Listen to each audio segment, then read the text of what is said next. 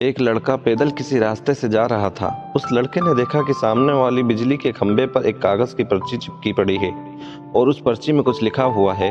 वो लड़का थोड़ा नजदीक जाकर पर्ची में क्या लिखा है वो देखने लगा।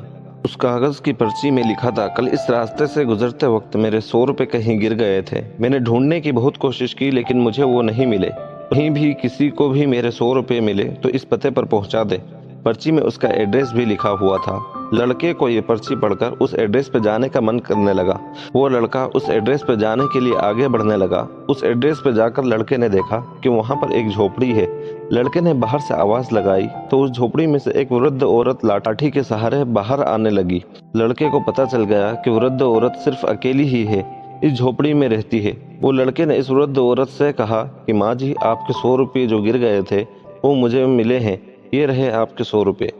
उस लड़के की बात सुनकर वो वृद्ध औरत रोने लगी और कहती है कि बेटा, अब तक करीब 15 से 20 लोगों ने मुझे 100 रुपये देकर जा चुके हैं। बेटा, मुझे ठीक से दिखाई भी नहीं देता और मुझे पढ़ना लिखना भी नहीं आता है। पता नहीं किसने मेरी ऐसी हालत देखकर मेरी मदद करने के लिए ऐसा किया। लड़के ने 100 रुपये रखने के लिए कहा पर वो वृद्ध औरत नहीं मानी। लड़के के बहुत आग्रह करने के बाद आखिर में वो वृद्ध औरत मान जाती है, लेकिन वो उस लड़के से कहती है कि तुम जाते वक्त वो पर्ची वहां से फाड़ कर फेंक देना। उसने मेरे पे तरस खाकर ऐसा किया है। लड़के ने कहा, माँ जी, आप इस बात की फिक्र मत करना, मैं पर्ची फाड़ दूंगा। उसके घर से निकल जाता है। थोड़ी देर चलने के बाद उस लड़के ने सोचा कि आखिर मुझसे पहले आए हुए उन 15 से 20 लोगों में माँ जी ने पर्ची फाड़ने को कहा होगा, लेकिन उनमें से किसी ने भी नहीं फाड़ा। फिर मैं क्यों फाड़ दूं?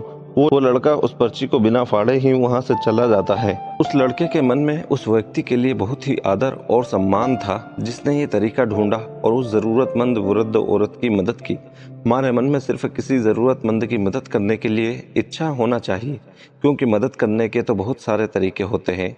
हम किसी भी तरह से मदद कर सकते हैं।